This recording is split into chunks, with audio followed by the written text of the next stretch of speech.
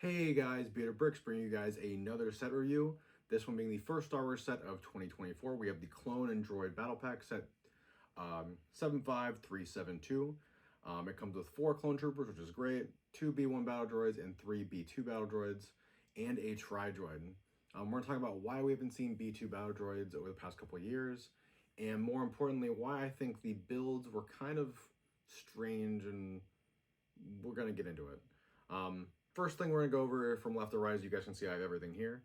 We're going to go over the box itself briefly. And what we have here is the box art shows just the Clone Wars cityscape art. If you guys remember back to the movie that came out years ago, where Obi-Wan and Anakin and Ahsoka are fighting in the city with the green towers, and they're first seeing all the clones fighting.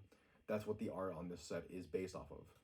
And on the front, you guys can see we have the same Clone Wars themed box art on the front as well that we've been seeing for the past couple years.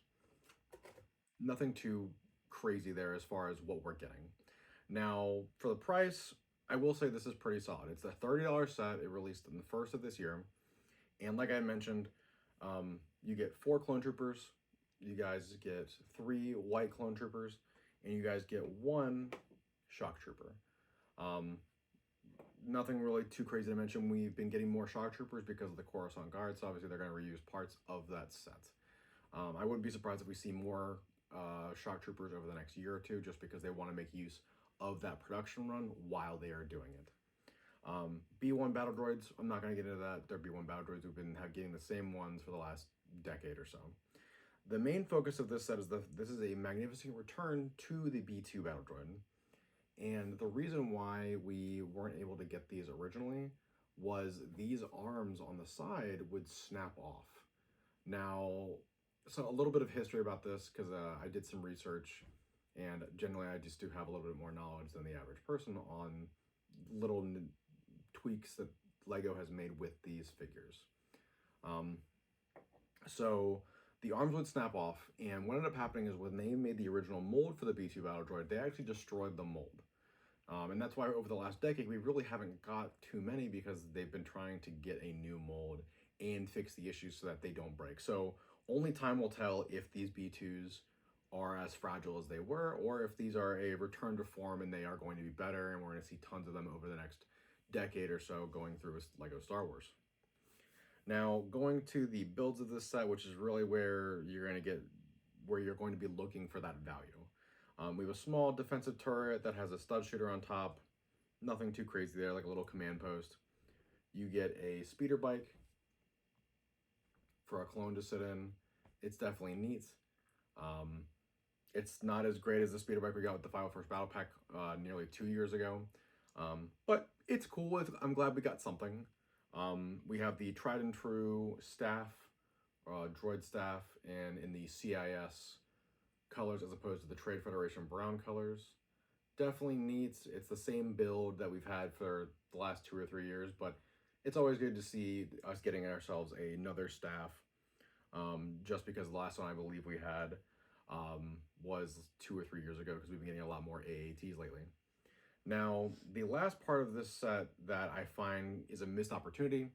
You know, you're looking at a $30 price point for the set. What is something Lego could do to make more people want to buy this set? And they're like, oh, we haven't done a Tri-Droid, and since the 212th Battle Pack nearly, 8 or 9 years ago at this point. So we're going to bring it back. We're going to make it, instead of orange, it's going to be blue, and it's going to be different. And I think it's cool. I genuinely think that this is a nice build. It's definitely very sturdy. I do feel like that we are a little overdue for getting a spider droid. And I know that, and when I say that, I'm talking about the spider droid from Return of the Sith, where you see the 212th going to fight General Grievous, and you see the spider droid in the brown and red. And I did a review of one long ago from Republic Bricks.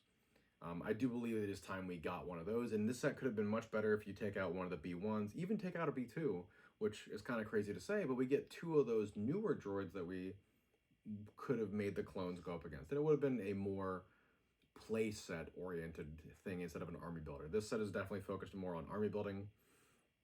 A lot of the builds are, in my opinion, forgetful. You're not going to be too excited about them as far as it goes for what you're buying this. You're buying this for the figures to get them in quantity. Overall, though, do I think it's worth $30? Absolutely. Buy as many as you want. They're going to be on shelves for the next year or two. Buy to your heart's content. I myself have bought 2 of these, and that's probably all I'm going to buy. I still have so many 501st Battle Packs, I don't need any more. But let me know what you guys think. Do you guys think that this is going to be something you're going to buy? Is you're going to buy a lot of, or are you guys only going to buy one of? Do you want an army of Tri-Droids? I would love to hear from you guys down in the comments. Don't forget to like, subscribe, smash the notification bell for all future notifications. And as always, I've been Battlepacks, and I'll see you guys in the next one.